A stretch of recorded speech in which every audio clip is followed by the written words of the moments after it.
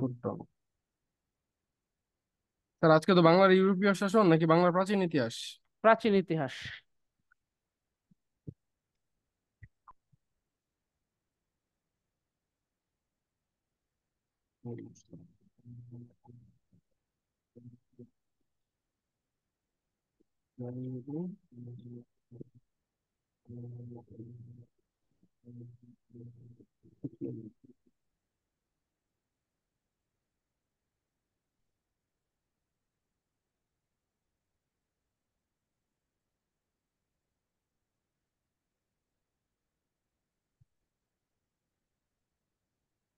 আচ্ছা, আমার কথা তো সবাই শুনতে পাচ্ছো? স্যার, আমরা শীট দেখতে পাচ্ছি, আপনার কথা শুনতে পাচ্ছি, আপনাকেও দেখতে পাচ্ছি। অল আস ক্লিয়ার। আমরা রেকর্ড অন করে দিচ্ছি, আপনি ক্লাস শুরু করে দিতে পারেন। আচ্ছা। আহ আজকে আমাদের যে বিষয় সেটা হচ্ছে অত্যন্ত সহজ একটা বিষয়। সেটা হচ্ছে বাংলার প্রাচীন ইতিহাস। প্রাচীন কালটা আমরা একটু দেখবো আর কি, কোত্থেকে বাঙালি জাতি আসছে, বাংলা ভাষাটা কিভাবে আসছে, বাংলার জনপদ গুলা কেমন ছিল, এগুলো একটু দেখবো আর কি। আচ্ছা, এবারের প্রশ্নটা কি তোমাদের দেখার সুযোগ হয়েছে, বা তোমরা কি পরীক্ষা অ্যাটেন্ড করেছিলে কিনা 46-এ? জি স্যার, দেখছি। আচ্ছা, তাহলে আজকের যে বিষয়টা এখান থেকে 46-এ কয়টা প্রশ্ন আসছে বলতে পারবা? একটা মাত্র প্রশ্ন আসছে, একটা। এবং 45-এ কোনো প্রশ্ন আসে নাই। 45 তুমি বিসিএস এ আজকের যে লেকচার সেখান থেকে কোনো প্রশ্ন আসে নাই। আর 46-এ আসছিল একটা, সেটা হচ্ছে বাংলার যে প্রাচীন জনপদ হরিকেল, এটার বর্তমান কি নাম, বা বর্তমান কোন এলাকাটা নিয়ে ওই হরিকেল অঞ্চলটা ছিল, জনপদটা ছিল, এই একটা প্রশ্ন আসছে। তার মানে দিন দিন এটার গুরুত্ব কমে যাচ্ছে। এই আজকের যে লেকচারটা, সেটা লেকচারটার গুরুত্ব কমে যাচ্ছে, এবং এখান থেকে আমরা অনেক কঠিন কঠিন বিষয় পড়বো, কিন্তু যদি পরীক্ষায় আসে তাহলে আসে সহজটাই, এখান থেকে কঠিন কিছু আসে না। আবার এর আগে কিন্তু 44, 42, 41 ওই সময়ে দুইটা তিনটা করে আসতো, কিন্তু 45-এ আসে নাই, 46-এ একটা। হয়তো 47-এ গিয়ে দেখা যাবে আরো দুই তিনটা দিয়ে দিছে, হইতেই পারে, এটা অস্বাভাবিক কিছু না। আচ্ছা, প্রথমে যদি আমরা দেখি যে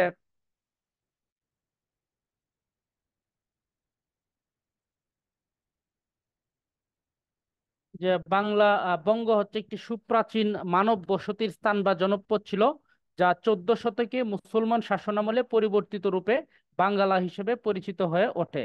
আর এই বঙ্গ যে জনপদ, সেটা প্রায় 3000 বছর পূর্বে সেটা বইয়ে পাওয়া যায়। সেটা হচ্ছে ঋগ্বেদের ঐতরেয় আরণ্যক গ্রন্থে পাওয়া যায়। ঐতরেয় আরণ্যক যে গ্রন্থটা, সেটা প্রায় খ্রিস্টপূর্ব পঞ্চম শতকে রচিত হয়েছিল।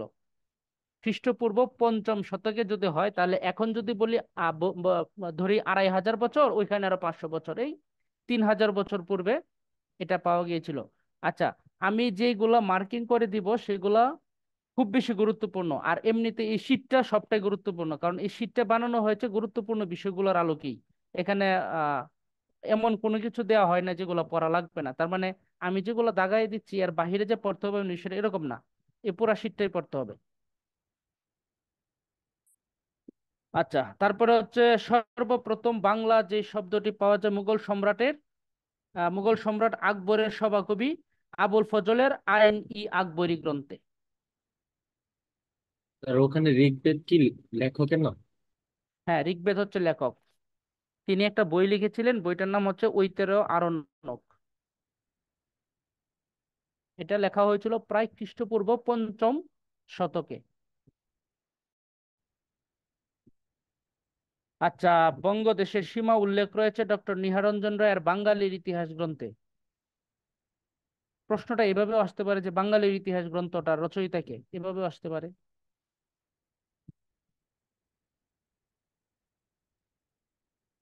তারপরে হচ্ছে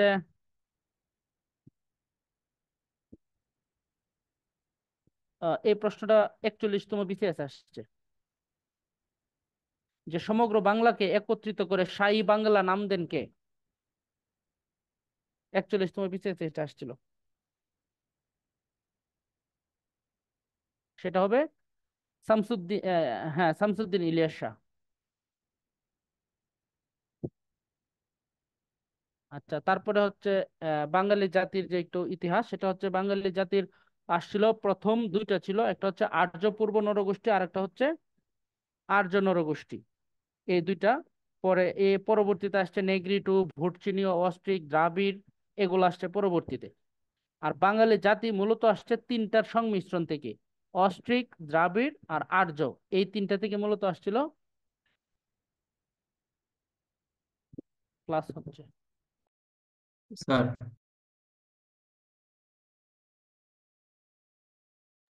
কারো কোনো প্রশ্ন? স্যার এর আগে যে ওই যে কয়েকটা তথ্যসূত্র দেওয়া আছে স্যার, এটা পড়াটা কি জরুরি স্যার?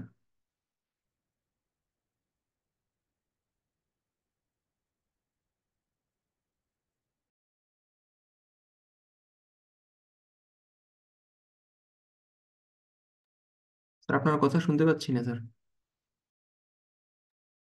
বললাম যে এগুলা গুরুত্বপূর্ণ না, বুঝতে পারছো?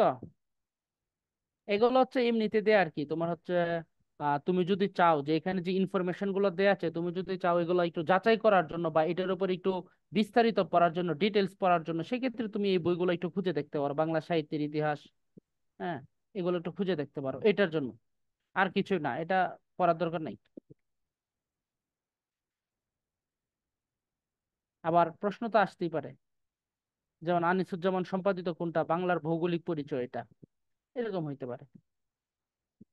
আচ্ছা, আহ এটা দেখলাম। এখন একটু বিস্তারিত দেখি যে নেগ্রিটো, ভুটচিনীয়, অস্ট্রিক, দ্রাবিড় তারা কেমন ছিল, তাদের একটু শারীরিক বৈশিষ্ট্যটা আমরা দেখব। নেগ্রিটো যারা, তারা ছিল বাংলার, এরা হচ্ছে বাংলার আদিম অধিবাসী, এরা ছিল সবার আগে আদিম অধিবাসী। এরা কেমন দেখতে? এরা দেখতে হচ্ছে কৃষ্ণকায় কালো, তবে বডি সডি খুব শক্ত সুঠাম। এদের যে বৈশিষ্ট্যটা, সেই বৈশিষ্ট্যটা আমরা এখন কাদের মধ্যে পাই? সাঁওতাল, মুন্ডা, এই যে উপজাতি দুইটা আছে, তাদের মধ্যে আমরা ওই বৈশিষ্ট্যটা পাই, কালো এবং সুঠাম দেহের অধিকারী। সাঁওতালরা কোন এলাকায় বসবাস করে?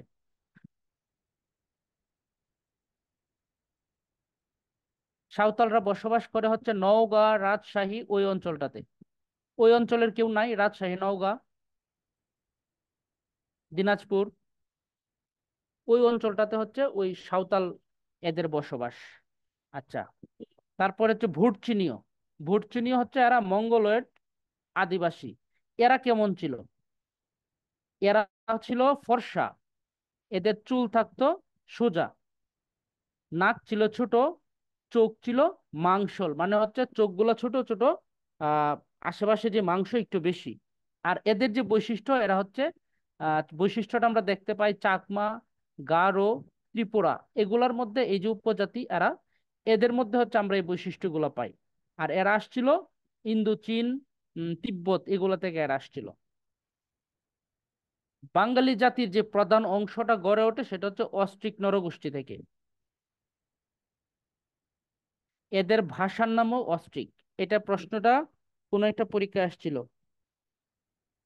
42তম বিসিএস আসছিল, যে অস্ট্রিক যে জনগোষ্ঠী, তাদের ভাষার নাম কি ছিল? অস্ট্রিক, এটা 42তম বিসিএস আসছিল প্রশ্নটা। তারপর হচ্ছে বাঙালি জাতির প্রধান অংশ গড়ে ওঠে এই অস্ট্রিক নরগোষ্ঠী থেকে, এই প্রশ্নটা আসছে 38 এবং 28, এই দুইটা বিসিএস আসছিল। তাহলে বাংলার আদি অধিবাসীগণ কিসের? ওই অস্ট্রিক ভাষাভাষী ছিলেন।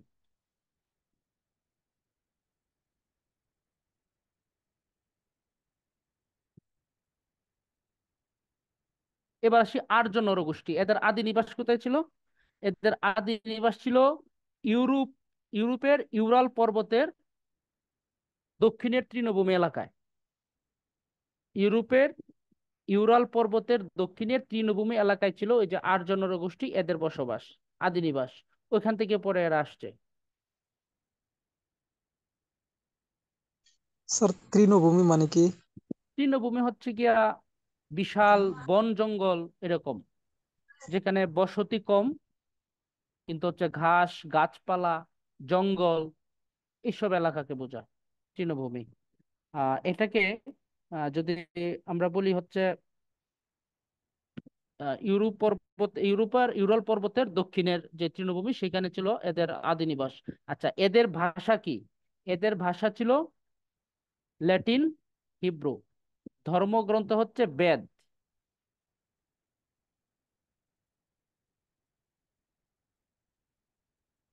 আফগান, আরবি, ইরানি, মুঘল, তুর্কি, হাবশি, এরা সবাই ছিল এই আর্য নরগোষ্ঠীর অন্তর্ভুক্ত।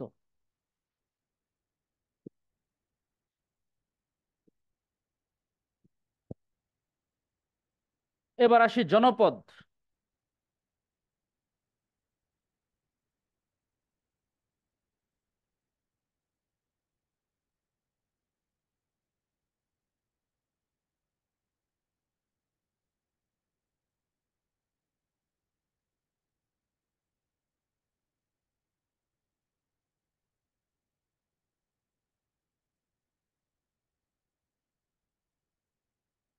আচ্ছা, জনপদের মধ্যে আমি একটা স্লাইড দেখাই আমার মতো করে।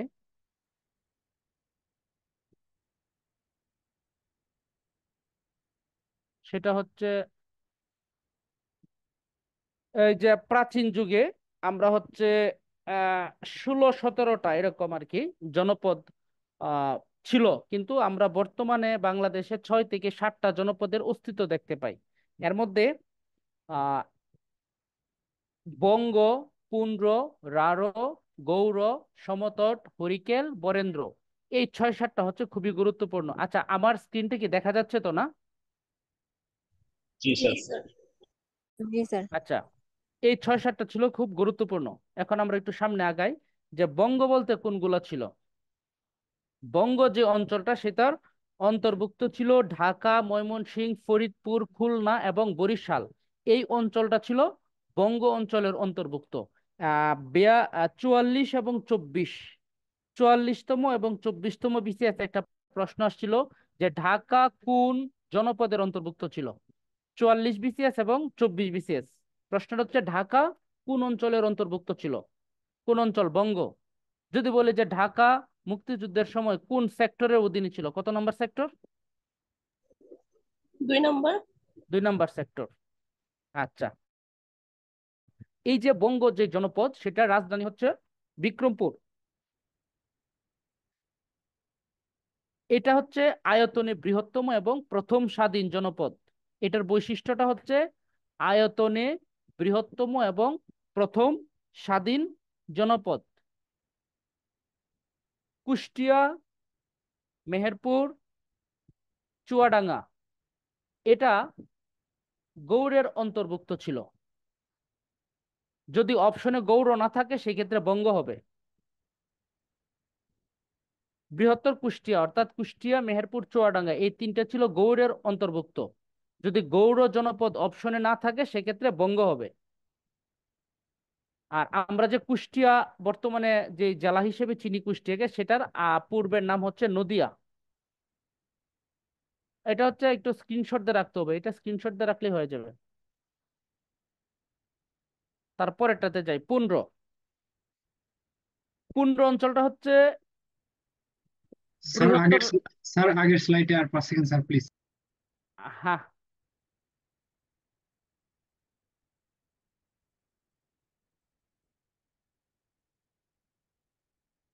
কাজ হয়েছে।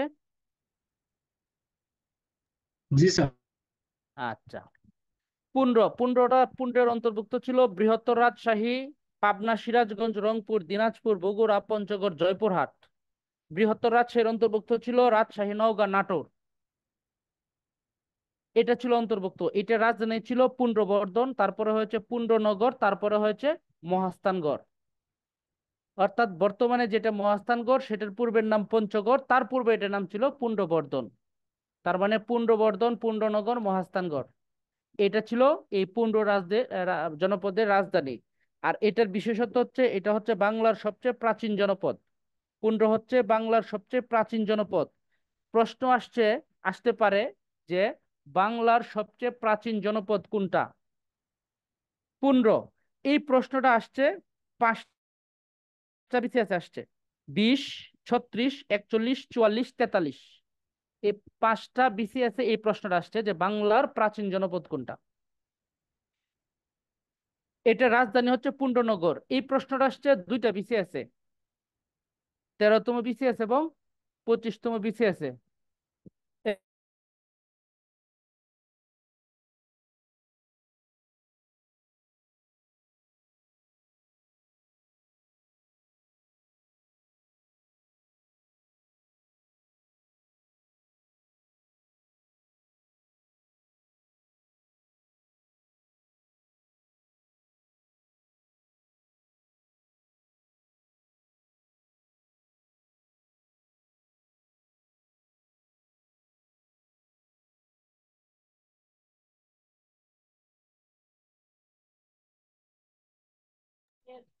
আচ্ছা, পুণ্ড্রনগর, পুণ্ড্রবর্ধন, মহাস্থানগড় এটা ছিল পুণ্ড্র জনপদের রাজধানী। এটা পরীক্ষায় আসছে 2টা বিসিএস এ, 13তম এবং 25তম।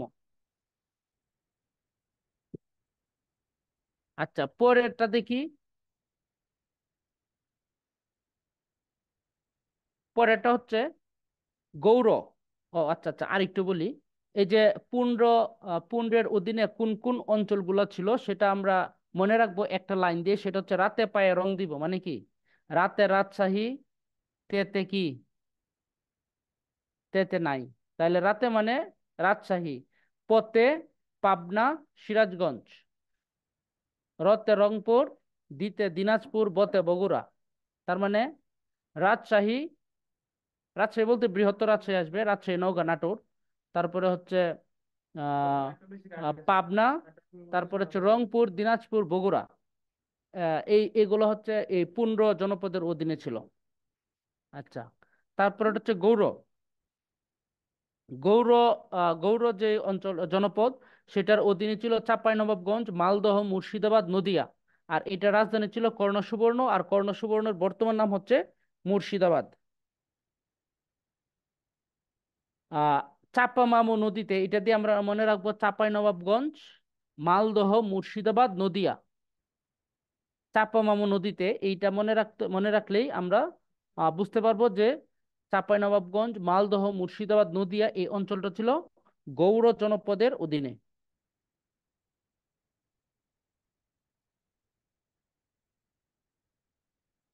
তারপরে হচ্ছে সমতট। সমতট হচ্ছে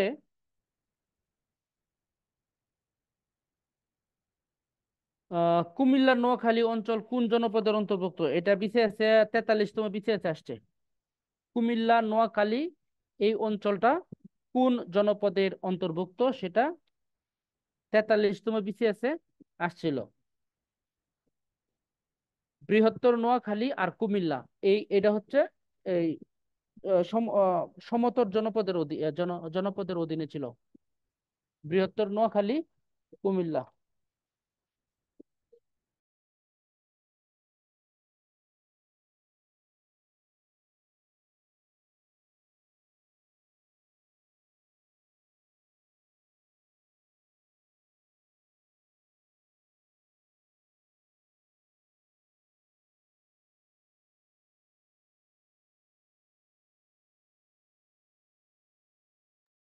আচ্ছা, সমতট হচ্ছে বৃহত্তর নোয়াখালী, কুমিল্লা, লক্ষ্মীপুর, ফেনী, চাঁদপুর, ব্রাহ্মণবাড়িয়া। আচ্ছা, এই যে আমি এলাকাগুলো বললাম, নোয়াখালী, কুমিল্লা, ফেনী, লক্ষ্মীপুর, চাঁদপুর, ব্রাহ্মণবাড়িয়া, এই 6টা জেলার এখানে কে কে আছো? স্যার আমি কুমিল্লা থেকে। আর কেউ? নোয়াখালী স্যার থেকে আমি স্যার। কুমিল্লা থেকে। আর কুমিল্লা থেকে স্যার। কুমিল্লা থেকে 2 জন, নোয়াখালী থেকে 1 জন।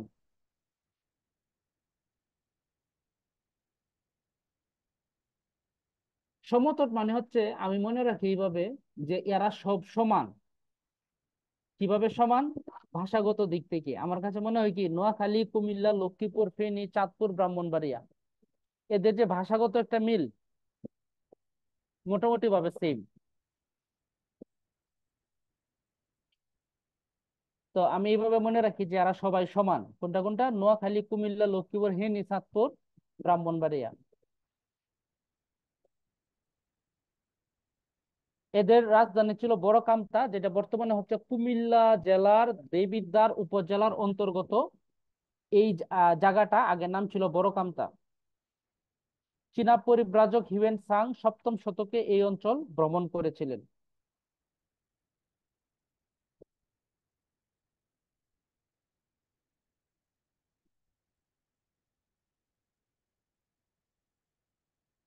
আচ্ছা, তারপরেরটাতে যাই। তাহলে আমরা মনে রাখবো কিভাবে, এরা সবাই সমান। সমান মানে সমতল। সমতল, সমতল মানে হচ্ছে সমান। সমান মানে কারা সমান? 6টা জেলা: কুমিল্লা, নোয়াখালী, ফেনী, চাঁদপুর, লক্ষ্মীপুর, ব্রাহ্মণবাড়িয়া। এই 6টা জেলা হচ্ছে সমান মানে সমতল। তারপরে যাই, হরিকেল। হরিকেল সিলেট এবং চট্টগ্রাম, এই দুইটা অঞ্চল কোন জনপদের অধীনে ছিল? এটা কত বিসিএসে আসছে? 46তম বিসিএসে আসছে, এবং এর আগে এটা 38তম বিসিএসে আসছিল।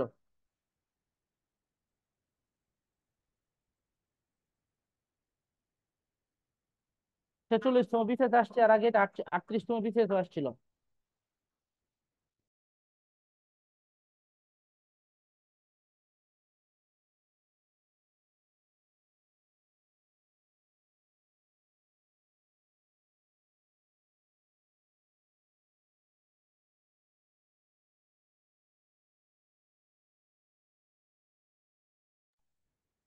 আচ্ছা, হরিকেল হচ্ছে সিলেট এবং চট্টগ্রাম, এই দুইটা, সিলেট এবং চট্টগ্রাম এই দুইটা অঞ্চল নিয়েছিল হরিকেল। বৃহত্তর সিলেট মানে সিলেটের মধ্যে যা আছে আর কি, আর পার্বত্য চট্টগ্রাম, এটা ছিল হরিকেল। এটা দুইটা বিসিএসে আসছে, 38 এবং 46। আর এটা রাজধানী ছিল শ্রীহট্ট। শ্রীহট্ট মানে হচ্ছে সিলেটের পূর্ব নাম, শ্রীহট্ট। চীনা পরিব্রাজক হিউয়েন সাং 7ম শতকে এখানেও আসছিলেন। বরেন্দ্র। বরেন্দ্র অঞ্চলটা হচ্ছে বগুড়া, দিনাজপুর, রাজশাহী ও পাবনার কিছু অংশ। আর এটা পুন্ড্র জনপদের অংশ ছিল। এই বরেন্দ্রটা ছিল মূলত পুন্ড্র জনপদের অংশ, তাই এটাকে পুরোপুরি জনপদ বলা যায় না। আচ্ছা, বাংলাদেশের প্রথম জাদুঘর কোনটা?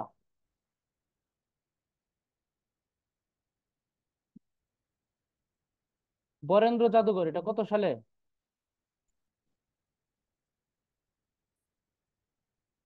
বরেন্দ্র জাদুঘর কত সালে?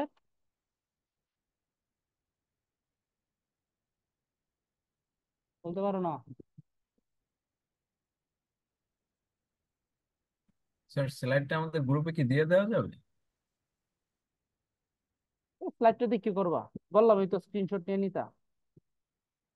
সবগুলো নিতে পারি না, আমি 3-4টার মতো নিতে পারছি। কি বলো? আমি তো সময় দিছি, অনেক সময় দিছি না তোমাদেরকে? যথেষ্ট সময় দিছি তো স্ক্রিনশট নেওয়ার মতো। স্যার প্রথমটা বাদ পড়ে গেছে। প্রথমটা বাদ পড়ে গেছে? জি স্যার, বাদ এগুলো আমি গ্রুপে দিয়ে দেবো না স্যার। আচ্ছা, ঠিক আছে। যার কাছে এগুলো সবগুলো নিয়ে আছে গ্রুপে দিয়ে দিও।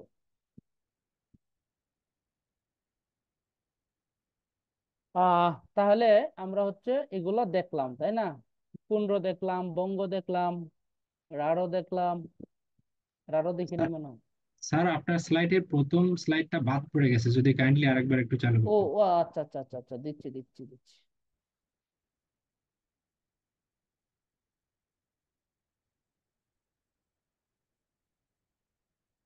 এটা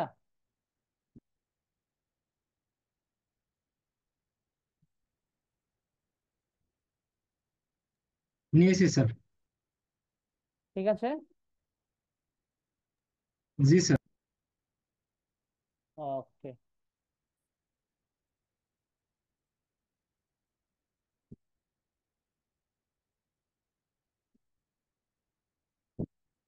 আচ্ছা, তারপরে হচ্ছে গৌর দেখলাম, সমতট, হরিকেল, বরেন্দ্র, আরাকান, এগুলোর দরকার নাই।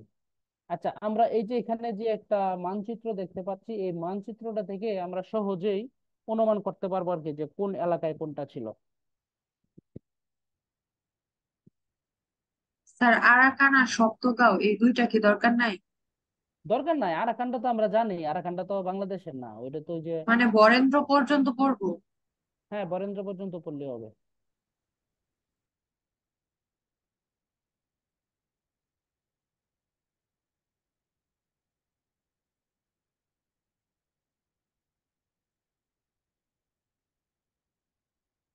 আচ্ছা, এগুলো একটু আমাদেরকে মাথায় রাখতে হবে, এখানে দাগানোর কিছু না, এগুলো সবগুলোই পড়তে হবে। এটা হচ্ছে মেগাস, তিনি ছিলেন গ্রিসের একজন পর্যটক। তিনি হচ্ছে খ্রিস্টপূর্ব 302 অব্দ, সেটা হচ্ছে চন্দ্রগুপ্ত মৌর্যের শাসনামলে তিনি আহ ভ্রমণ করেছিলেন আর কি। তারপরে ফাহিয়ান চীন থেকে আসছিলেন দ্বিতীয় চন্দ্রগুপ্তের আমলে। তারপরে হচ্ছে হিউয়েন সাং চীন থেকে আসছিলেন হর্ষবর্ধনের আমলে। এই হিউয়েন সাং নালন্দা নালন্দা বিশ্ববিদ্যালয়ে পড়াশোনা করেছেন। নালন্দা বিশ্ববিদ্যালয়ে পড়াশোনা করেছেন। আর নালন্দা বিশ্ববিদ্যালয়ে সে সময় তার দীক্ষাগুরু, বিসিএস এ বা যে কোনো পরীক্ষাটা আসতে পারে যে হিউয়েন সাং এর দীক্ষাগুরু কে ছিলেন। তার দীক্ষাগুরু ছিলেন হচ্ছে অধ্যক্ষ শিলভদ্র। নালন্দা বিশ্ববিদ্যালয়ের তৎকালীন অধ্যক্ষ শিলভদ্র, তিনি ছিলেন এই হিউয়েন সাং এর দীক্ষাগুরু।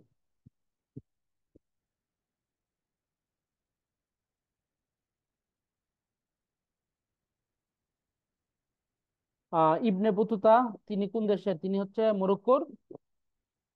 তিনি মোহাম্মদ বিন তুগলকের সময় দিল্লিতে এবং ফখরুদ্দিন মুবারক শাহের আমলে বাংলা ভ্রমণ করেছিলেন। দিল্লিতে এসেছিলেন মোহাম্মদ বিন তুগলকের আমলে, আর বাংলায় এসেছিলেন ফখরুদ্দিন মুবারক শাহের আমলে। তিনি বাংলাদেশকে দুজকিপুর নিয়ামত বা ধন সম্পদ পূর্ণ নরক বলে অভিহিত করেছিলেন।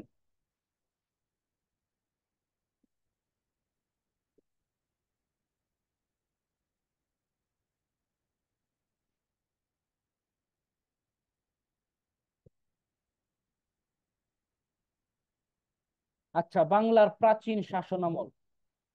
প্রাচীন গ্রিক রাজ্য মেসিডনের রাজা মহাবীর আলেকজান্ডার 327 বা 26 খ্রিস্টপূর্বাব্দে ভারতবর্ষ আক্রমণ করেন। আহ এগুলা খুব বেশি দরকার নাই, এটা দরকার।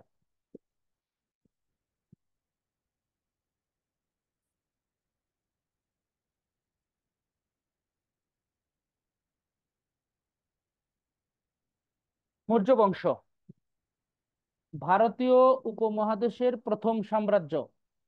এই মৌর্য বংশের বৈশিষ্ট্য হচ্ছে, বিশেষত্ব হচ্ছে ভারতীয় উপমহাদেশের প্রথম সাম্রাজ্য। এটার প্রতিষ্ঠাতাকে চন্দ্রগুপ্ত মৌর্য। তাকে বলা হয়তো ভারতের প্রথম সর্বভারতীয় শাসক। তার উপাধি কি ছিল? ভারতের প্রথম সর্বভারতীয় শাসক। রাজধানী ছিল পাটালিপুত্র।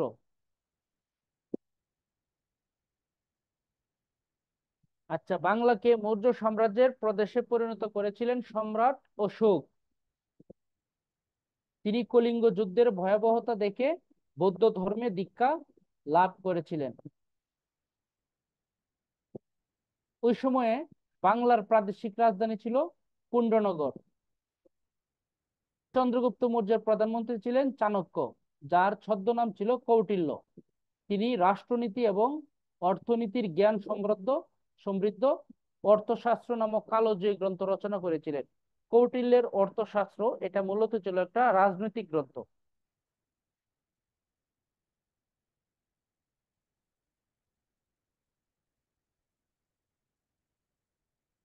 আহ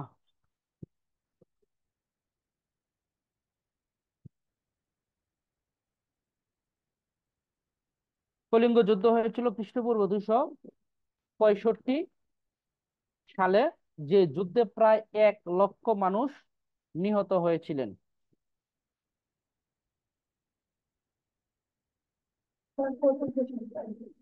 জি, কত সালে স্যার? খ্রিস্টপূর্ব 265 সালে, খ্রিস্টপূর্ব 265 সালে।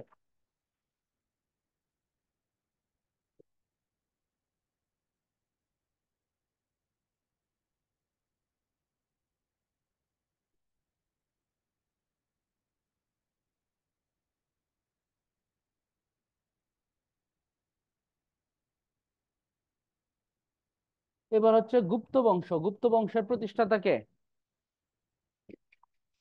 প্রথম চন্দ্রগুপ্ত। গুপ্ত বংশের প্রতিষ্ঠাতা প্রথম চন্দ্রগুপ্ত। কিন্তু তার আগে শ্রীগুপ্ত চেষ্টা করেছিলেন যে একটা সাম্রাজ্য প্রতিষ্ঠার জন্য। গুপ্ত সাম্রাজ্যের রাজধানী ছিল পাটালিপুত্র। মহাকবি কালিদাস, বিজ্ঞানী আর্যভট্ট, দার্শনিক বরাহমিহির প্রভৃতি এই গুপ্ত শাসন আমলে এসেছিলেন। মহাকবি কালিদাস, বিজ্ঞানী আর্যভট্ট এরা হচ্ছে গুপ্ত সাম্রাজ্যের সভাকবি ছিলেন আর কি। গুপ্ত বংশের শ্রেষ্ঠ রাজা সমুদ্রগুপ্ত, যাকে বলা হয় ভারতের নেপোলিয়ন। প্রশ্ন আসতে পারে যে ভারতের নেপোলিয়ন কাকে বলা হয়? সমুদ্রগুপ্তকে। দ্বিতীয় চন্দ্রগুপ্তের শাসনামলে চীনা পরিব্রাজক ফাহিয়ান ভারতবর্ষ আগমন করেন।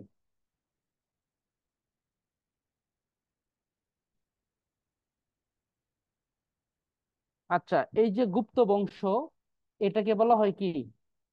ভারতের স্বর্ণযুগ। যে গুপ্ত বংশের যে শাসনামলটা সেটাকে বলা হয় ভারতের স্বর্ণযুগ। এবং এই যে গুপ্ত বংশ, এরা ছিল মূলত হিন্দু ধর্মাবলম্বী, যে জন্য তারা হিন্দু ধর্মটাকে সবচেয়ে বেশি পৃষ্ঠপোষকতা করেছেন। হিন্দু ধর্মের প্রচারের জন্য যথেষ্ট পরিমাণে পৃষ্ঠপোষকতা করেছেন। এই গুপ্ত শাসনামলেই আহ কিছু গুহাচিত্র আবিষ্কার হয়েছিল, যেমন অজন্তা এবং ইলোরা গুহাচিত্র। অজন্তা এবং ইলোরা গুহাচিত্র নামে গুহাচিত্র আবিষ্কৃত হয়েছিল এই গুপ্ত শাসনামলেই। যে জন্য এই গুপ্ত যে শাসনামল সেটাকে বলা হয় স্বর্ণযুগ। আমরা সাধারণত এটা মনে রাখা সহজ, আমরা যদি বলি যে কেউ গুপ্তধন পেয়েছে, গুপ্তধন পেয়েছে মানে কি?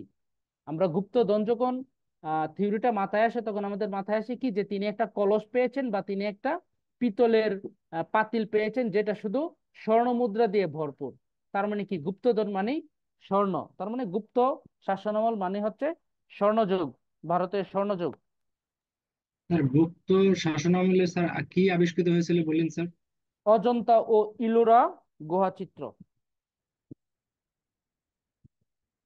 গুহাচিত্রটা কি? গুহাচিত্র হচ্ছে অনেক গভীরে, মাটির গভীরে আহ গুহার ভিতরে দেয়ালে কিছু আর্ট করে রাখা, এটাই গুহাচিত্র।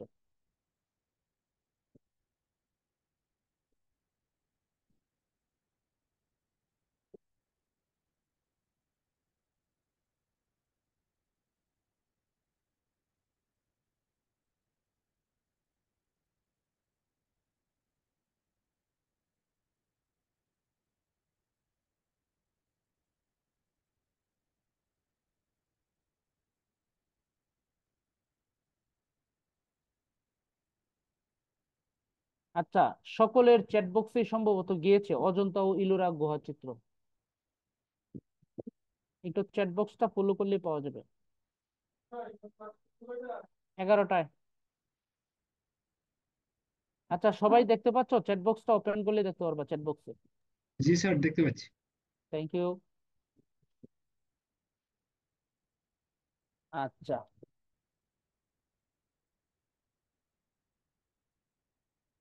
তারপরে হচ্ছে গৌর শাসন।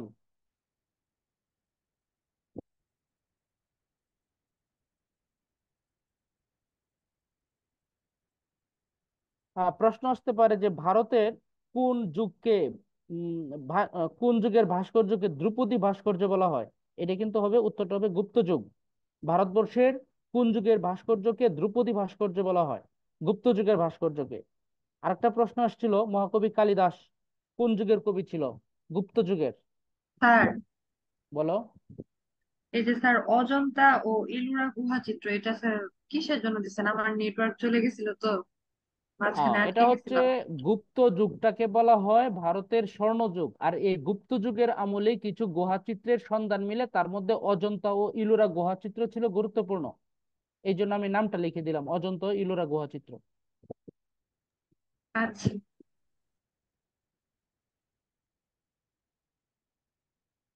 প্রশ্ন আসতে পারে অবিভক্ত বাংলার সর্বপ্রথম রাজা কে ছিলেন? এটা 41তম বিসিএস আসছিল। অবিভক্ত বাংলার প্রথম অবিভক্ত বাংলার সর্বপ্রথম রাজা হচ্ছে শশাঙ্ক। এই শশাঙ্ক কোন বংশের ছিলেন? শশাঙ্ক ছিলেন এই গুপ্ত বংশেরই, সরি গৌর বংশের।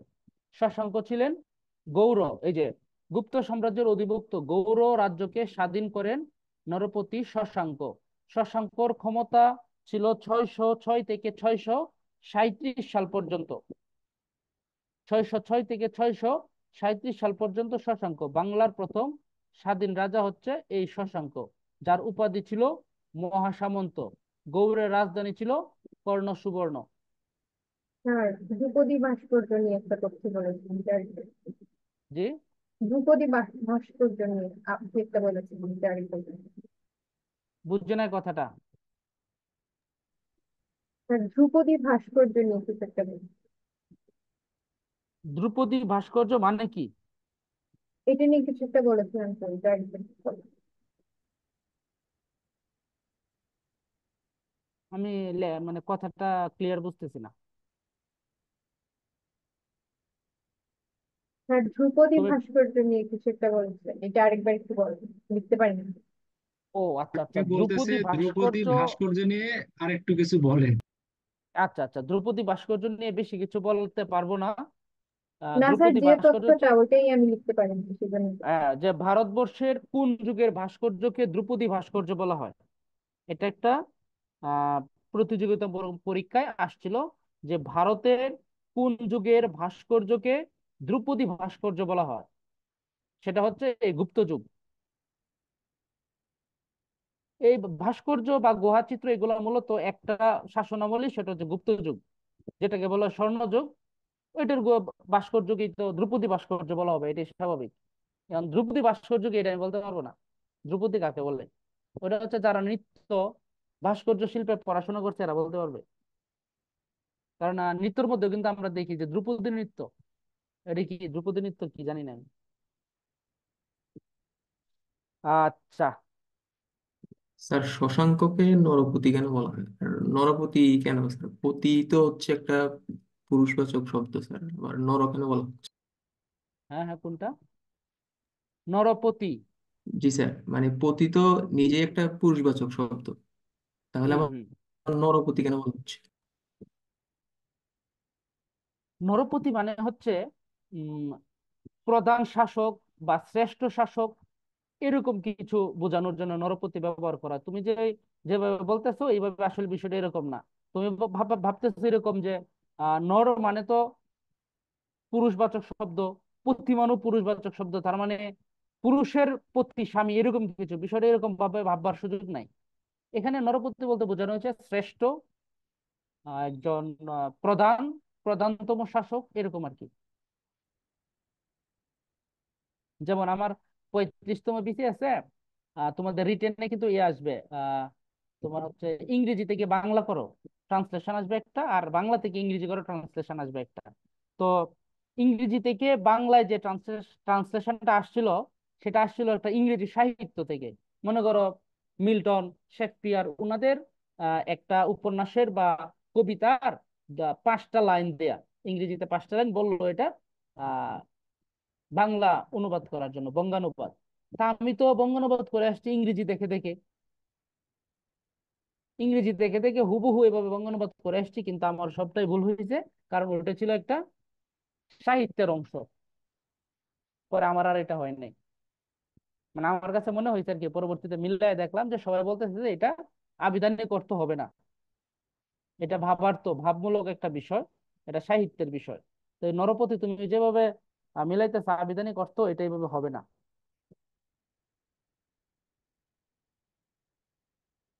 আচ্ছা, তারপরে হচ্ছে গৌড়ের রাজধানী ছিল কোথায়? কর্ণসুবর্ণ। আচ্ছা, শশাঙ্কের সময়টা ছিল এই যে দেখো 606 খ্রিস্টাব্দ। আবার পরে আমরা দেখি যে 637 খ্রিস্টাব্দে শশাঙ্কের মৃত্যুর পর, তার মানে 606 থেকে 637 এই সময়টা ছিল শশাঙ্কের অধীনে। যখন 637 খ্রিস্টাব্দে শশাঙ্ক মারা যায়, তারপরে এই এলাকাটা হয়ে যায় রাজা শূন্য। প্রত্যেকটা এলাকায় দেখবা আল্লাহ তাআলা কোরআনেও বলেছে যে প্রত্যেকটা দেশে, জায়গায়, জনপদে, প্রদেশে ধনী এবং গরিব থাকবে। ধনী এবং গরিব যদি না থাকে তাহলে কি কেউ কাউকে মানবে না। যেখানে সব ধনী সেখানে বিশৃঙ্খলা, যেখানে সব গরিব বিশৃঙ্খলা, যেখানে ধনী এবং গরিব দুইটাই আছে সেখানে বিশৃঙ্খলা নাই। যখন শশাঙ্কর মৃত্যুর পরে সবাই সমান হয়ে গেছে, ওইখানে আলাদা শক্তিশালী ক্ষমতাশালী কেউ ছিল না, যে জন্য কেউ কাউকে মানতো না, যে জন্য সৃষ্টি হয় গুরুতর নৈরাজ্যের। এই যে সময়টা, এই সময়টা কি বলা হয় মাৎসন্যায়। মাৎসন্যায় মানে হচ্ছে বড় মাছগুলা যখন ছোট মাছকে খেয়ে ফেলে, এরকম একটা অরাজক অবস্থা, যে যাকে পারে মারে ধরে কাটে, হ্যাঁ, এরকম একটা অবস্থা, এটাকে বোঝানো হয়েছে মাৎসন্যায় হিসেবে। তো এই যে প্রাচীন বাংলায় মাৎসন্যায় বলতে বোঝানো হয়েছে 650 থেকে 750 সাল পর্যন্ত। মূলত এই সময়টাকে মাৎসন্যায় বলা হয়েছিল। 650 থেকে 750, এই 100 বছর ছিল মাৎসন্যায়। এটা 41তম বিসিএসে আসছিল যে মাৎসন্যায় কত বছর ছিল। উত্তরটা হবে 650 থেকে 750, এই সময়টাতে মাৎসন্যায় ছিল। আর এটাকে আমরা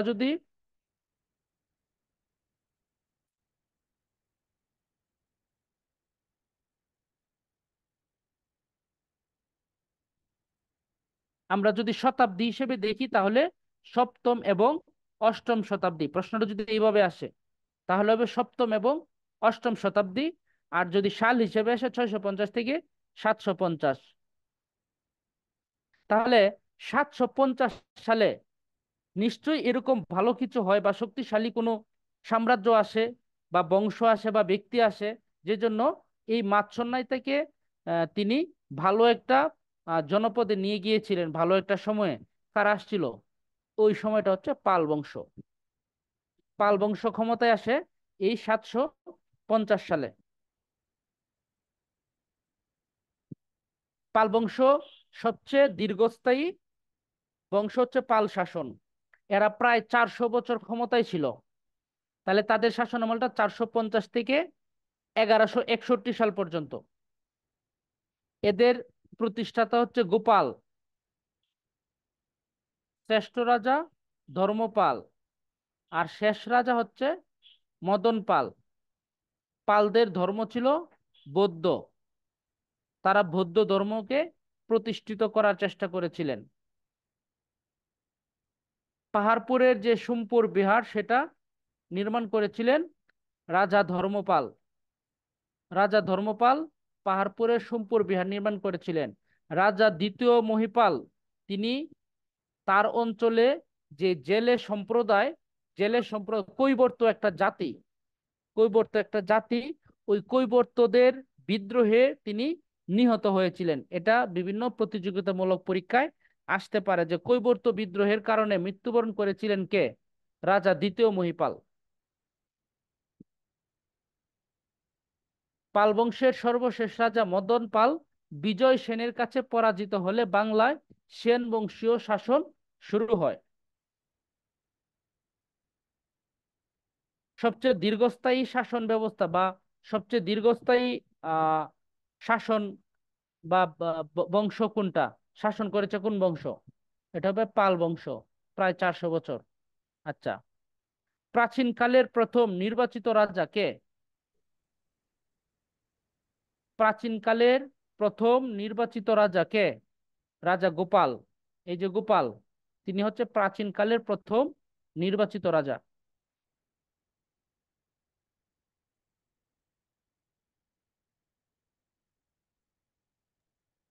স্যার বলো।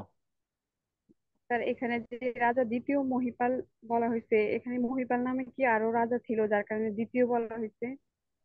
হইতে পারে, না হলে তার দ্বিতীয় বলা হইতো না। কিন্তু আমরা হয়তো প্রথম মহিপালকে পড়ি না, কারণ প্রথম মহিপাল ওইরকম কোনো গুরুত্বপূর্ণ কাজ করে যেতে পারে নাই, এই জন্য আমরা প্রথম মহিপালকে পড়ি না। দ্বিতীয় মহিপাল গুরুত্বপূর্ণ, এই জন্য তাকে আমরা পড়ি।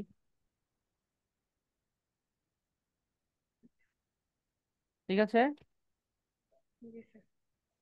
জি স্যার।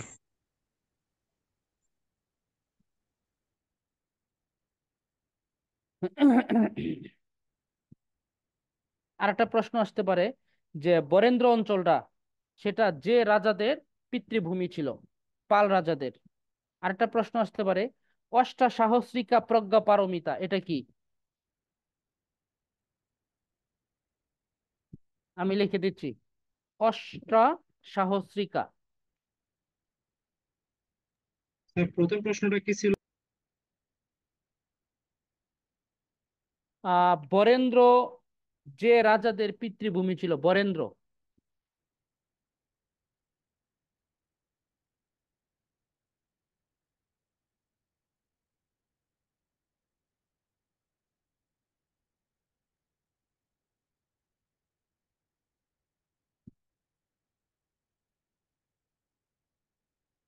বরেন্দ্র রাজাদের পিতৃভূমি ছিল। বরেন্দ্র যে রাজাদের পিতৃভূমি ছিল, এটা হবে পাল রাজা।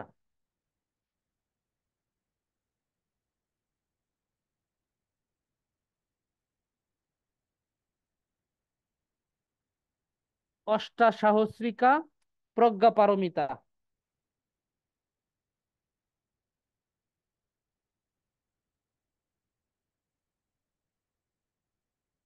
এই যে দেখো, অষ্টাসাহস্রিকা প্রজ্ঞা পারমিতা এটা কি?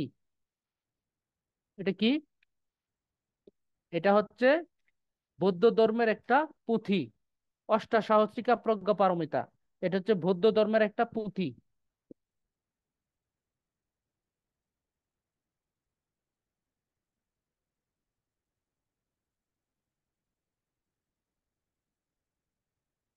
আচ্ছা, সবার চ্যাট বক্সে যাচ্ছে তো এগুলো, না? জি স্যার।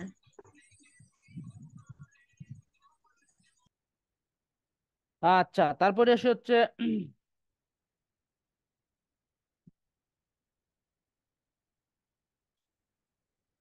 আহ সেন বংশ। সেন বংশ মূলত ক্ষমতায় আসে 1124 সালে। সরি, 1124 না, মূলত ক্ষমতায় আসে হচ্ছে 1161-তে, যখন হচ্ছে পাল বংশ শেষ হয়। পাল বংশ শেষ হওয়ার পরে 1161-তে ক্ষমতায় আসে, মানে ভালোভাবে। কিন্তু এর আগে ছোট আকারে তারা কোনো একটা ছোট অঞ্চল নিয়ে শাসন কার্য পরিচালনা করতেছিল। এগুলো আমাদের মূল বিষয় না, কে কত সাল থেকে কত সাল পর্যন্ত শাসন করেছে সেগুলো পরীক্ষা খুব কম আসে। এগুলো মনে রাখতে হয়, এই জন্য শুধু সিকোয়েন্সটা মনে রাখার জন্য, যে কার পরে কে আসছে, কে কত বছর শাসন করেছে, এটা সিকোয়েন্সটা মনে রাখার জন্য এই সালগুলো মনে রাখাটা ভালো। সেনরাই হচ্ছে সমগ্র বাংলায় নিরঙ্কুশ শাসন প্রতিষ্ঠা করতে পেরেছিলেন। এটা হচ্ছে এই সেন বংশের বিশেষত্ব। প্রতিষ্ঠাতা কে? বিজয় সেন। সেন বংশের প্রতিষ্ঠাতা বিজয় সেন। তবে তার আগে হেমন্ত সেন এবং সামন্ত সেন চেষ্টা করেছিলেন, কিন্তু ওইরকম ভাবে সুপ্রতিষ্ঠিত কোনো সাম্রাজ্য প্রতিস্থাপন করতে পারে নাই। আচ্ছা, তারা ছিল হিন্দু ধর্মাবলম্বী। পালরা ছিল কোন ধর্মাবলম্বী? বৌদ্ধ। আর সেনরা হচ্ছে হিন্দু। তারা হচ্ছে হিন্দুদেরকে প্রতিষ্ঠিত করার জন্য চেষ্টা করেছিল। তাদের রাজধানী ছিল নদিয়া।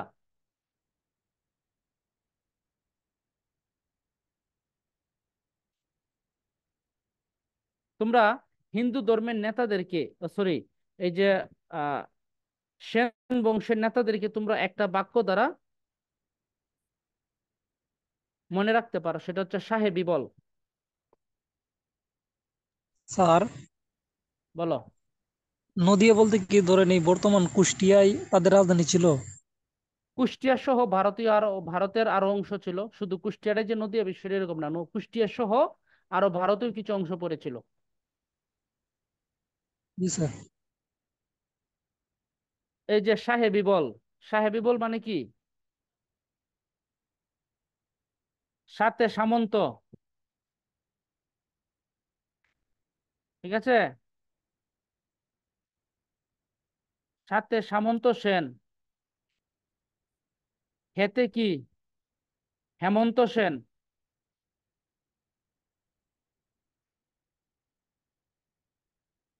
বিতে বিজয় সেন।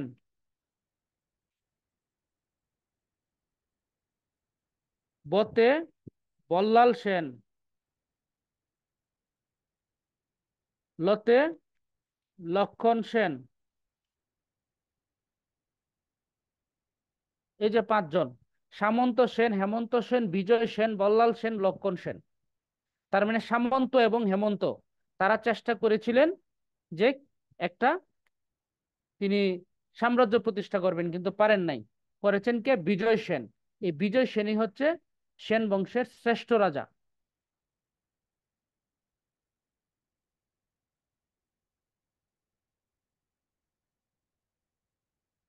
আচ্ছা, এই যে সেন বংশটা, সেটা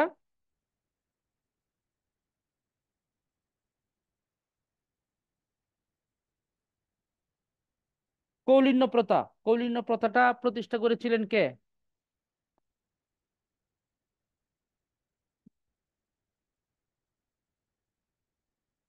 রাজা বল্লাল সেন। কৌলিন্য প্রথা, তিনি দান সাগর এবং অদ্ভুত শ্রাবণ নামে দুইটা গ্রন্থ রচনা করেছিলেন।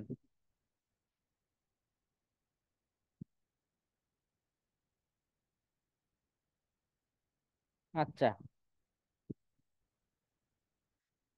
এই যে সেন বংশ, তাদের পতন হয়েছিল 1204 সালে মুসলিম নরপতি ইখতিয়ার উদ্দিন বিন বখতিয়ার খলজির কাছে। লক্ষণ সেন পরাজয়ের মাধ্যমে সেন বংশের পতন ঘটে। লক্ষণ সেনের মৃত্যুর পর তার দুই পুত্র বিশ্বরূপ সেন এবং কেশব সেন, বিশ্বরূপ সেন এবং কেশব সেন, তারা সিংহাসনে বসেন। আপাত দৃষ্টিতে মনে হয়েছিল কি যে সেন বংশের পতন হয়েছে, কিন্তু না। আমরা জানি কি যে যখন লক্ষণ সেন সামনের দরজা দিয়ে লক্ষণ সেনকে আক্রমণ করে বখতিয়ার, ইখতিয়ার উদ্দিন মোহাম্মদ বখতিয়ার যখন আক্রমণ করে, তখন লক্ষণ সেন তার সাম্রাজ্যে, তার যে রাজপ্রাসাদ, সেটার পিছনের দরজা দিয়ে বের হয়ে তিনি বাংলায় চলে আসেন। বাংলায় এসেও তিনি কিছুদিন রাজত্ব করেন। তারপরে রাজত্ব করে তার ছেলে বিশ্বরূপ সেন এবং কেশব সেন। তার মানে ওইখানে শেষ, ভারতে শেষ, কিন্তু বাংলায় তার রাজত্ব ছিল। সেখানে আমরা অনেক সময় মনে করতে পারি যে লক্ষণ সেনের পরাজয়ের মাধ্যমে সেন বংশের পতন ঘটে, কিন্তু না। যদি বলা হয় সেন বংশের সর্বশেষ রাজাকে, এটা 41তম বিসিএস আসছিল, সেন বংশের সর্বশেষ রাজাকে, সেটা 1 নম্বর অপশনটা ছিল লক্ষণ সেন। আমরা যারা বিসিএস দিয়েছিলাম তখন সবাই দাগাইছিলাম যে লক্ষণ সেন, কিন্তু না। এখানে শেষের অপশনটা ছিল কেশব সেন। আনসার হবে ওইটাই সঠিক, কেশব সেন। তারা যখন পিছনের দরজা দিয়ে পালিয়ে বাংলায় চলে আসে, তখন তারা বর্তমানে হচ্ছে মুন্সিগঞ্জ, বিক্রমপুর, ওখানে তারা আবার রাজত্ব করে যায় কিছুদিন। সেখানেই পরে কেশব সেন, বিশ্বরূপ সেন মারা যায় বিক্রমপুরেই। সেন বংশের সর্বশেষ রাজা এবং বাংলার শেষ হিন্দু রাজা কেশব সেন। আর কেশব সেন যদি অপশনে না থাকে, সেক্ষেত্রে দাগাবেন লক্ষণ সেন। সেনদের পরাজয়ের মধ্য দিয়েই প্রাচীন বাংলার ইতিহাস মধ্যযুগের শেষ হয়ে যায় এখানে। আচ্ছা, এবার দেখি শাসনামল। কার শাসনামল কোথায় ছিল? এগুলো মোটামুটি সবই পড়তে হবে, এখানে হাত দেওয়ার সুযোগ নাই। আচ্ছা, সবাই চুপ কেন? মানে কারো মানে বিরক্ত লাগতেছে, নাকি হচ্ছে বুঝতেছো না, নাকি হচ্ছে বেশি বুঝতেছো, কোনটা? সবাই চুপ। না স্যার, ঠিক আছে। শুনতেছে স্যার মনোযোগ সহকারে, বলেন স্যার, ভালো লাগতেছে।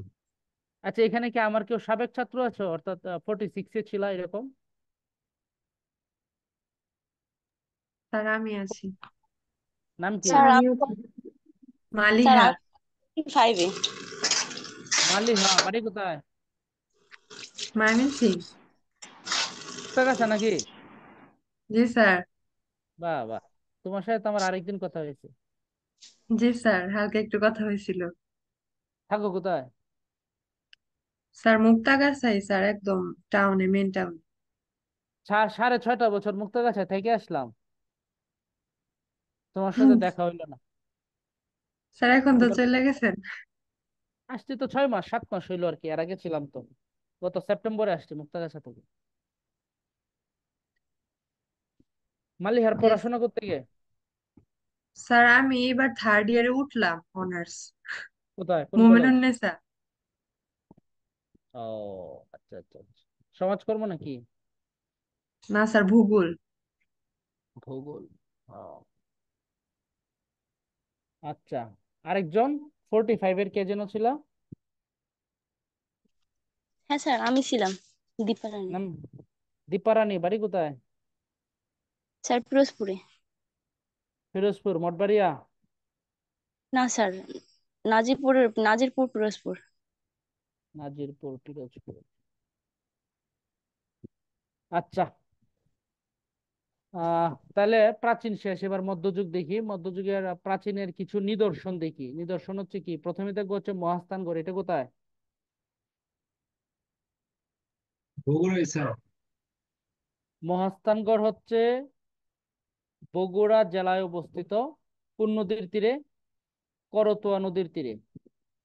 এটার পূর্ব নাম ছিল পুন্ড্রনগর, অর্থাৎ এভাবে পড়বা, পুন্ড্রবর্ধন, পুন্ড্রনগর, মহাস্থানগড়। প্রথমে এটার নাম ছিল পুন্ড্রবর্ধন, পরে নাম হয়েছে এটার পুন্ড্রনগর, পরে নাম হয়েছে মহাস্থানগড়। তাহলে মনে থাকবে, পুন্ড্রবর্ধন, পুন্ড্রনগর, মহাস্থানগড়। এটার প্রতিষ্ঠা খ্রিস্টপূর্ব 4th শতক। এই এত কিছু আসে না, বুঝছো? জীবনটারে কঠিন বানায় না, সবাইরই বলতেছি, জীবনটারে কঠিন বানায় না। পরে পরীক্ষায় গিয়ে দেখবা যে এত কঠিন করে এই চ্যাপ্টারটা পড়ে গেছো, প্রশ্ন আসছে যে হরিকেল কোন কোন অঞ্চলটা নিয়েছিল। সহজ প্রশ্ন আইসে বসে রয়েছে। যে জন্য জীবনটাকে এত কঠিন করে নেওয়া যাবে না, হালকা করে নিতে হবে। স্যার মুঘল শাসনামল কোন আমলে হয় আর কি, মানে কোন যুগের মধ্যে পড়ে? প্রাচীন যুগ না মধ্যযুগ? মধ্যযুগে পড়বে। মুঘল তো শুরু হয়েছে তোমার 1526 থেকে। 1526 থেকে পানিপথের প্রথম যুদ্ধের মাধ্যমে বাবর, সম্রাট বাবর হচ্ছে এই মুঘল যে আমলটা সেটা সূচনা করেছিলেন। তাহলে এটা মধ্যযুগে পড়বে না? মধ্যযুগ তো শুরু হয়ে গেছে তোমার ওই যে 1204 সাল থেকে, যখন হচ্ছে তোমার ইখতিয়ার উদ্দিন মোহাম্মদ বখতিয়ার খেলা শুরু করে দিয়েছে 1204 থেকে, তখন থেকে মধ্যযুগ শুরু। এটা শেষ হবে গিয়ে 1800 সালে। 1800 থেকে গিয়া মধ্যযুগ শেষ, পরে আধুনিক যুগ শুরু।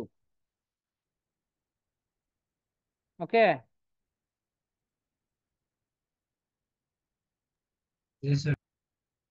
আহ ফ্রান্সিস বুকানন হ্যামিল্টন, তিনি হচ্ছে প্রথম মহাস্থানগড়ের অবস্থান চিহ্নিত করেছিলেন। নাম কি? Francis Buchanan Hamilton. এখানে কি কি পাওয়া যায়? ও আচ্ছা, আরেকটা কথা বলি, যে এটা কোন নদীর তীরে অবস্থিত বলছি মহাস্থানগড়টা? করতোয়া। এটা 11তম বিসিএস আসছিল, 11তম বিসিএস আসছিল করতোয়া। আচ্ছা, এই যে এই যে এই যে এই যে দেখতে পাচ্ছ এটা, এই মহাস্থানগড়ে কে কি গিয়েছো তোমরা? স্যার অনেকবার গিয়েছি স্যার, আমার বাসায় বাড়ি বগুড়া। কোথায়? বগুড়া স্যার।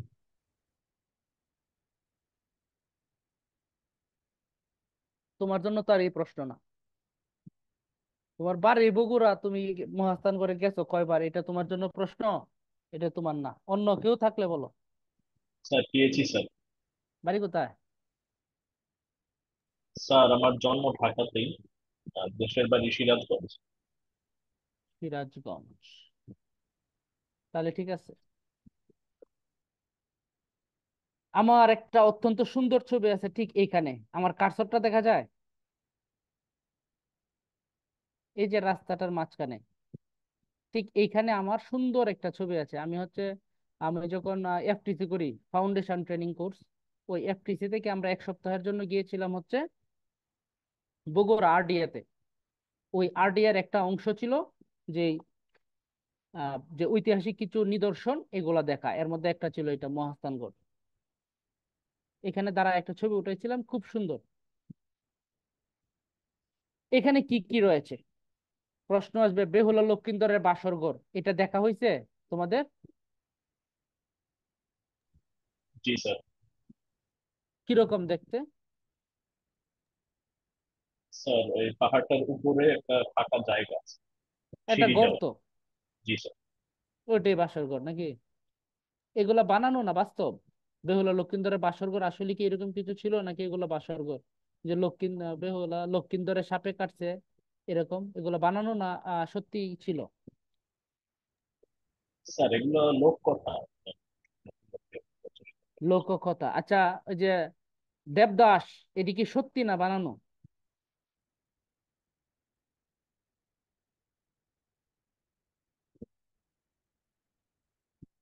একদিন প্রথম আলোতে 2011 সালের দিকে একটা নিউজ পড়েছিলাম যে দেবদাস বানানো নয়, সত্যি। অর্থাৎ সত্যি কোনো কাহিনীকে ভিত্তি করে শরৎচন্দ্র চট্টোপাধ্যায় এই দেবদাসটা লিখেছিলেন। পরের প্রশ্ন, ভাসু বিহার কোথায় অবস্থিত? মহাস্থানগড়ে। বৈরাগীর ভিটা কোথায় অবস্থিত? গোবিন্দ ভিটা কোথায় অবস্থিত? ক্ষুদার পাথর ভিটা কোথায় অবস্থিত? শাহ সুলতান বলকির মাজার কোথায় অবস্থিত? শিলাদেবীর ঘাট। এই যে এগুলা তো পড়তে হবে, তার বাহিরেও আছে, যেমন হচ্ছে শিলাদেবীর ঘাট, এটা কোথায় অবস্থিত? মহাস্থানগড়ে শিলাদেবীর ঘাট। লিখে দিব? জি স্যার। এই যে শিলাদেবীর ঘাট, এটাও মহাস্থানগড়ে অবস্থিত। আচ্ছা, শাহ সুলতান বলকির মাজার, এটা মহাস্থানগড়ে অবস্থিত, এবং এটা দুইবার আসছিল, 10 এবং 12, এই দুইটা বিশেষ আসছিল যে শাহ সুলতান বলকির মাজার কোথায় অবস্থিত।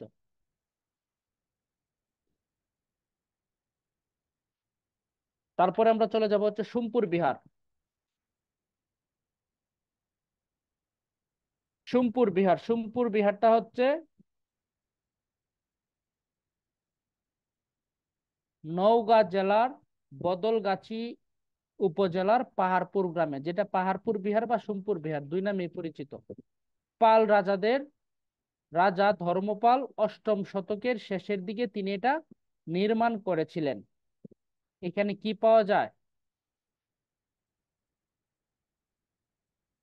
সোমপুর বিহারে আছে কি কি? হলুদ বিহার, জগদ্দল বিহার, সত্যপীরের ভিটা। এই তিনটা হচ্ছে সোমপুর বিহার বা পাহাড়পুর বিহারে অবস্থিত। কি কি?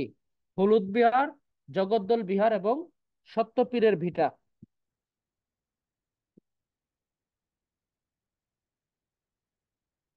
আমি লিখে দিলাম।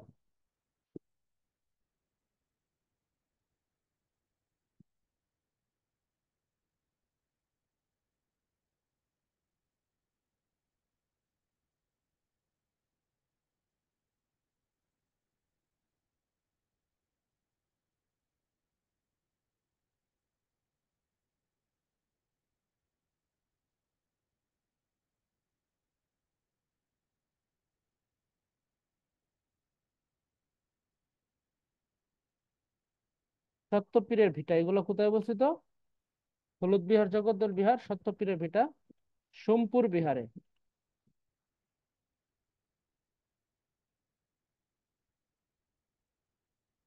হলুদ বিহার, জগদ্দল বিহার, সত্যপীরের ভিটা এগুলো হচ্ছে সোমপুরে অবস্থিত।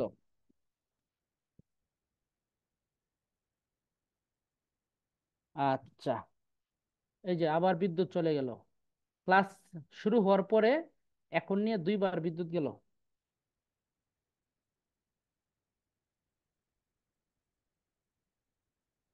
এটা নির্মাতা যে ধর্মপাল, এটা 42তম বিসিএস আসছিল। আর সোমপুর পাহাড়পুর বিহারের অপর নাম সোমপুর বিহার, এটা হচ্ছে 10ম বিসিএস আসছিল।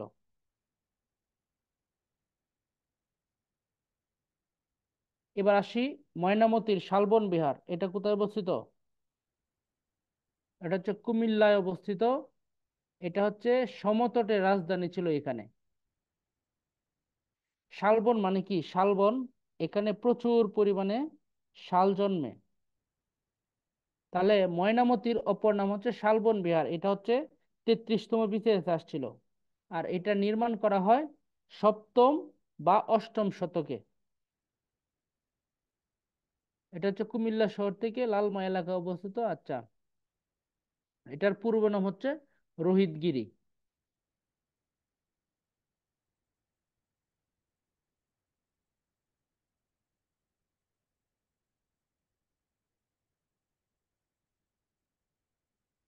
রূপবান মুরা কোথায় অবস্থিত? এখানে। আনন্দ বিহার, কটিলা মুরা, বৈরাগীর মুরা, ইটাগলা মুরা, এগুলা সব দেখেছি সব। রানী ময়নামতি প্রাসাদ ও মন্দির, এগুলো হচ্ছে এই ময়নামতি এখানে অবস্থিত। আচ্ছা, উয়ারে বটেশ্বর এটা কোথায়? এটা হচ্ছে নরসিংদীতে। নরসিংদীর বেলাব উপজেলার 2টা গ্রাম উয়ারে এবং বটেশ্বর, এই 2টা গ্রামে কিছু প্রাচীন পোড়াকীর্তি দেখা যায়। আর এটা হচ্ছে ব্রহ্মপুত্র নদীর শাখা, দরকার নাই, কয়রা নদীর তীরে, এটা পড়লে হবে যে ওয়ারী বটেশ্বর, এটা হচ্ছে কয়রা নদীর তীরে অবস্থিত। আর এখানে যে এরকম কিছু প্রত্নতান্ত্রিক বিষয় পাওয়া গেছে, এটা প্রথম প্রথম হচ্ছে মানে জনসম্মুখে তুলে ধরা হচ্ছে মোহাম্মদ হানিফ পাঠান নামের একজন স্কুল শিক্ষক। মোহাম্মদ হানিফ পাঠান, এখানে হানিফটা বাদ পড়েছে, দেখা যাচ্ছে মোহাম্মদ পাঠান। এটা হবে মোহাম্মদ হানিফ পাঠান নামের একজন স্কুল শিক্ষক, তিনি প্রথমে এটাকে তুলে ধরেছিলেন। এবার আসি পানামনগর, এটার অবস্থান কোথায়? পানামনগর তো সবাই যাওয়ার কথা, সবাই গিয়েছো না? জি স্যার। জায়গাটা এত সুন্দর, আমি মানে ওইখানে যখন যাই তখন আমি ভুলে যাই যে এটা আসলে বাংলাদেশ। আমার কাছে মনে হয় স্পেন, ইতালি, হ্যাঁ, ফ্রান্স, এরকম মনে হয়। এখানে কারকার মুঘল এবং সুলতানি আমল, অর্থাৎ চতুর্দশ এবং পঞ্চদশ শতকের কিছু পুরাকীর্তি এখানে পাওয়া যায় আর কি। এটা হচ্ছে অবস্থান হচ্ছে সোনারগাঁও, নারায়ণগঞ্জ।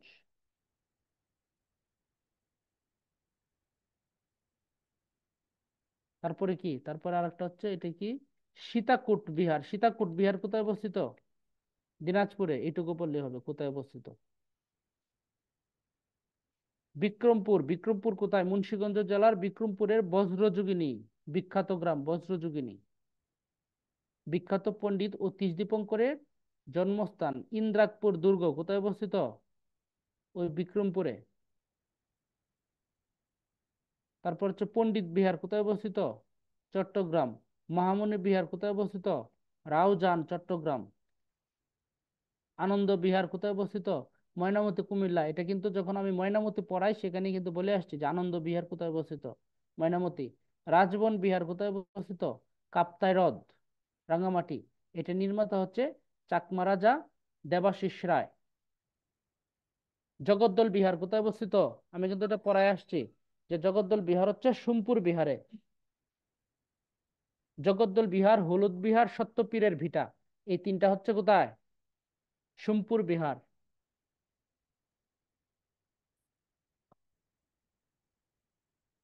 ভাসু বিহার কোথায় অবস্থিত? ময়নামতিতে, ভাসু বিহার। সীমা বুদ্ধ বিহার, এটা কোথায়? এটা হচ্ছে কলাপাড়া, পটুয়াখালী। সীমা বিহার হচ্ছে রামু, কক্সবাজার। আচ্ছা, এখানে একটু এক নজরে দেখে নিতে হবে যে কোনটা কোথায় অবস্থিত। আচ্ছা, আর এখানে হচ্ছে দেয়া হচ্ছে 35 থেকে 44তম বিসিএস এর প্রশ্নগুলো এখানে দেয়া আছে। 45তমতে আসে নাই, 46-এ একটা আসছে, সেটা হচ্ছে বাংলার প্রাচীন জনপদ হরিকেলের বর্তমান নাম কি? বর্তমান কি? চট্টগ্রাম এবং সিলেট। অর্থাৎ বাংলাদেশের যে মানচিত্র সেটার হাতের ডাইন পাশে উপর এবং নিচে দুইটা মিলায় হচ্ছে হরিকেল। আর সমতট কি? ওই যে 6টা জেলার ভাষা সমান, ওটা হচ্ছে সমতট। আচ্ছা, এখন কারো কোনো প্রশ্ন আছে কিনা?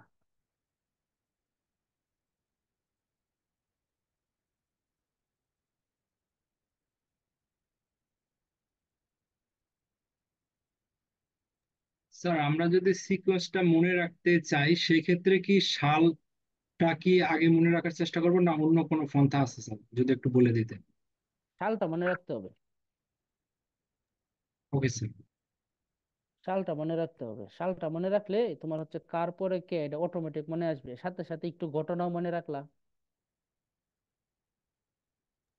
ঠিক আছে। স্যার কলিঙ্গ যুদ্ধের প্রেক্ষাপটটা কি বলা যাবে একটু? কলিঙ্গ যুদ্ধটা কেন হয়েছিল? আচ্ছা, কলিঙ্গ যুদ্ধের প্রেক্ষাপটটা এটা আমার জানা নাই, তবে হচ্ছে এটার ভয়াবহতা খুব বেশি ছিল। তৎকালীন সময়ে প্রায় 1 লক্ষ মানুষ মারা যায়, যেটা দেখে সম্রাট অশোক তিনি হিন্দু ধর্ম ত্যাগ করে বৌদ্ধ ধর্ম গ্রহণ করেছিলেন। এবং তার আহ, ছেলে, নামটা কি মনে নাই, তার মেয়ে শঙ্কমিত্রা, ছেলে, কারো নামটা, নামটা কি কারো মনে আছে? অশোকের ছেলের নাম কি, কি জানি নাম, আর মেয়ে শঙ্কমিত্র, ওই দুইজনকে বৌদ্ধ ধর্ম প্রচারের জন্য ইয়েতে পাঠিয়েছিলেন, শ্রীলঙ্কায়।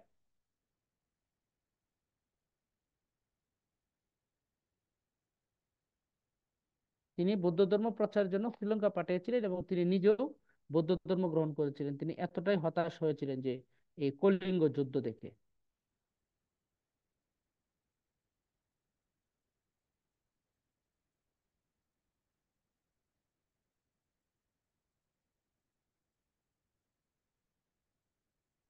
কারো কোনো প্রশ্ন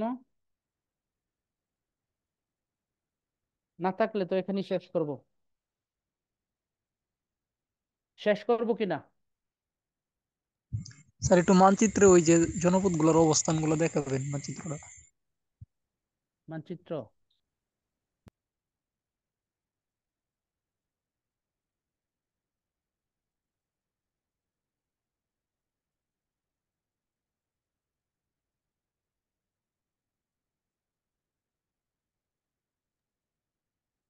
স্যার আমাদের মানে প্রতি মাসে আহ, আন্তর্জাতিক বিষয়গুলোর উপরে যে কটা ক্লাস নেবেন, আহ, তারপরে বাংলাদেশ বিষয়ের যে ক্লাস, স্যার প্রতি মাসে যদি একটা সলভ ক্লাস রাখতেন, আমরা পড়তে অনেক কোশ্চেনের সম্মুখীন হয়ে থাকি। আসলে ক্লাসে সব কোশ্চেন হয় না, তা পড়ার সময় অনেকগুলো মাথার মধ্যে চলে আসে, সেক্ষেত্রে আমাদের জন্য একটু ভালো হইতো স্যার। একটা আধা ঘন্টা বা 40 মিনিট একটা সেশন নিলে আমরা জাস্ট প্রশ্ন করলাম, আপনি সেইগুলো এগুলো একটু বুঝিয়ে দিলেন। মানে প্রতি সপ্তাহে একবার নাকি মাসে একবার? মাসে স্যার, প্রত্যেক মাসে যে কটা ক্লাস হলো সেই কটা ক্লাসের উপরে একটা সলভ ক্লাস। এটা বিষয়টা আমার মনে হয় কঠিন হয়ে যায়। তোমরা যে কাজটা করতে পারো, যে আমি যে আজকে ক্লাসটা নিলাম, তোমরা হচ্ছে এটা আজকেই পড়ে ফেলবা বা কালকেই পড়ে ফেলবা, কালকের মধ্যে শেষ করবা। শেষ করলে বিষয়টা হয় কি, আমি কি কি বললাম সেগুলো তোমাদের মাথায় থাকবে। এরপরে যদি কিছু না পারো, সেটা হচ্ছে তোমার খাতায় তুমি স্পষ্ট করে লিখে লিখে রাখবা যে আমার এইখানে সমস্যা। আগামী ক্লাসে, নেক্সট ক্লাসে আমি যেদিন ক্লাসে আসবো সেদিন আমাকে এই প্রশ্নগুলো করলাম। এটা করে হচ্ছে স্যার, সুবিধা। স্যার আর একটা প্রশ্ন যেটা ছিল, বলছো তুমি। জি। একটা প্রশ্ন ছিল স্যার, যেটা উত্তর আমি লিখতে পারিনি, সেটা হচ্ছে হিউয়েন সাং এর দীক্ষা গুরুর নামটা। হিউয়েন সাং এর দীক্ষাগুরু? জি, জি স্যার। শিল ভট্ট।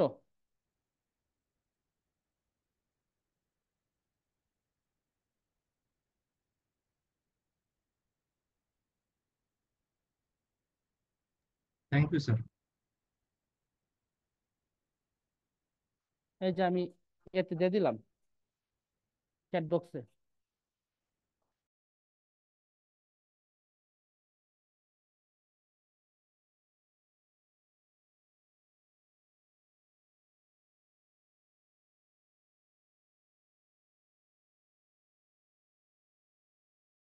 প্রশ্ন? আর কোনো প্রশ্ন?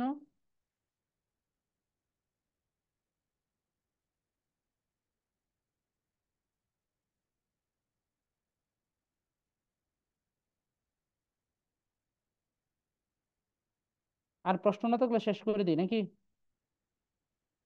জি স্যার।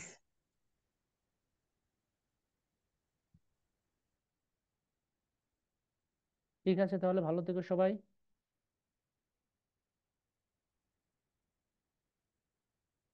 জি স্যার, আপনি ভালো থাকবেন স্যার। আসসালামু আলাইকুম। শুভরাত্রি।